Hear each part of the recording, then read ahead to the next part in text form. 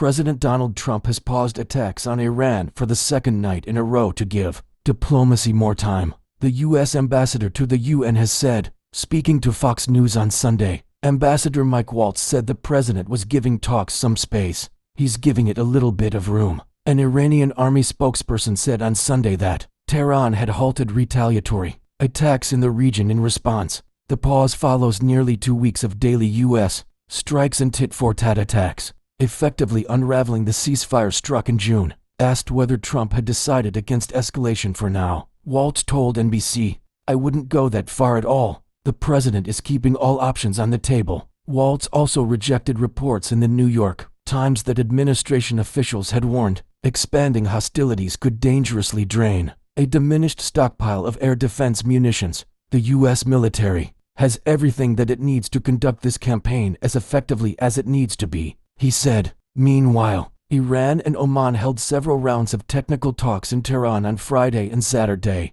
to discuss management of the Strait of Hormuz. According to Iranian Foreign Ministry spokesman Esmail Baghai, disputes over control of the strait reignited U.S.-Iran tensions earlier this month, and it remains a major block to permanently ending the war. Iran and the U.S. signed a memorandum of understanding in June to halt military operations and reopen the strait, as well as to reach an agreement to end the war over the following 60 days. But after Iranian forces attacked tankers in the Strait of Hormuz on the 13th of July, the U.S. resumed airstrikes on the country and reinstated its naval blockade on Iranian ports. Iran retaliated with attacks on U.S. military facilities and bases across the Middle East, killing 4 American soldiers. The U.S. strikes have since killed dozens of people, according to Iran's health ministry. In the UK, new Defense Secretary Wes Streeting said he would meet his U.S. counterpart, Pete Hegseth, in the coming week to discuss the strait, which is one of the world's key transport routes for oil, liquid natural gas, and other essential commodities.